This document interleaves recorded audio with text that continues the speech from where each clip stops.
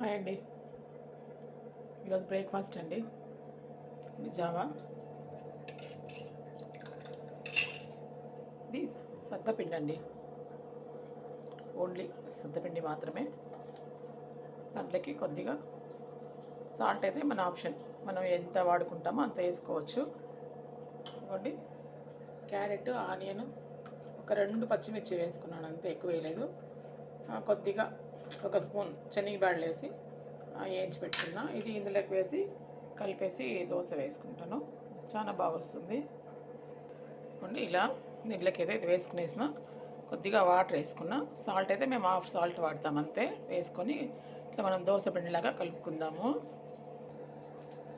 ఇలా మనం పలుచగా కావాలంటే పలుచగా వేసుకోవచ్చు, మందం కావాలంటే మందం కూడా వేసుకోవచ్చు అండి. చాలా బాగుంటుంది, టేస్టీగా ఉంటుంది. ట్రై చేయండి. ఒట్టి సద్దపిండి అండి, ట్రై చేయండి, చాలా బాగా వస్తుంది.